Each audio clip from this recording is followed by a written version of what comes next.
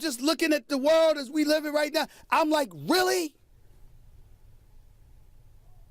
I'm trying to figure out which one of my bosses wasn't like Magic Johnson was described. I can make a legitimate argument. All of them have been. From the New York Daily News to the Philadelphia Inquirer to CNNSI to Fox Sports to ESPN, back to Fox Sports, then back to ESPN. Interns in Winston-Salem and the Atlanta Journal-Constitution and the Greensboro News and Record. I'm trying to figure, damn it, I'm talking. Look, I got fired when I was 14. And my job was a summer job where I lied about my age to get the damn job, and I was picking up trash in the park. And that boss found an excuse to fire me. Hell y'all talking about? Are you kidding me? I mean, stop the presses. Magic Johnson, he wasn't smiling all the time. He was mean. He wasn't pleasant. And, I mean, you got some articles, some point in the stories where they actually talk about the anxiety. I had to quit. I couldn't take it. That's why you gone. Because you couldn't take it. You got people out here. They gonna sit up here, you know what they gonna say to you? Oh, you know what, that Magic Johnson, I don't understand what's wrong with him. I mean, what is this? ESPN Radio and on ESPN News. You can also catch me on First Take or on Twitter at Will Kane. One of the things I really like about the NBA is that it's wide open for creativity. It's wide open for innovation. It's wide open for change. Now, don't get me wrong. I think there's a role, a very important role, for tradition in everything, from military to politics to society and culture. Tradition got there by surviving.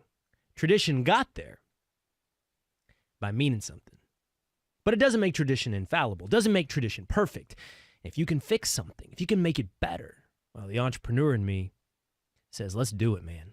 Let's fix the NBA. By the way, one more note on Magic Johnson. Magic said on his SportsCenter special last night to the NBA Finals, he also said, when accused of managing by fear, Magic also said that he had never been sent to HR. Maybe some people are upset about his style, maybe he's hard on people, but he's never been sent to the principal's office. I've been in business 35 years. I've had partnerships with some of the biggest companies, Fortune 500 companies in the country. Now, I've never sat in an HR person's office in 35 years. 2 years with the Lakers, no HR appearance. Jeannie Buss, do you think Jeannie Buss will allow me to abuse the employees? If that was the case, she would have called me in. Joe McCormick would have called me in, the lawyer for the Lakers, as well as Dan, the other lawyer. It never happened. See, that's just like changing the game on the laziness accusation. Nobody's accused you of being lazy, and nobody is saying that getting to HR is the only way to be criticized on your management skills. It's great that Magic has never been sent to HR, never had to account for any kind of formal complaints, but that's sort of a low bar to hurdle, isn't it? There are other ways, other criticisms, other critiques of management styles that fall short of being reported to human resources. And I can't say whether or not what Baxter Holmes wrote is 100% true or is the opinion of some disgruntled employees. I don't know. But I do know this. What I hear from Magic is not a willingness to step back from an obvious failure and analyze why it didn't work. I've failed, man. I really have. I've been involved in some entrepreneurial ventures. Before I did this media gig, I started a few of my own. I had some small-town newspapers back in Texas, and those succeeded for me. They were a nice entrepreneurial lick. I also started a Latino media business where I had a magazine helping young girls plan their quinceañera. Story for another day. But the long and short of it is, it failed. And I do know this. When it did, I sat back and asked myself why.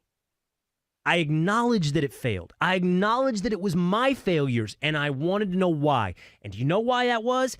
so I would never make those mistakes again. So the next time I would succeed. I don't hear from Magic a willingness to see where this didn't work for him. Because you got to start with that. It didn't work. That's obvious, right? That's undebatable. Didn't work. I just think if I were Magic, I'd want to spend a little more time on why. All right, let's move forward.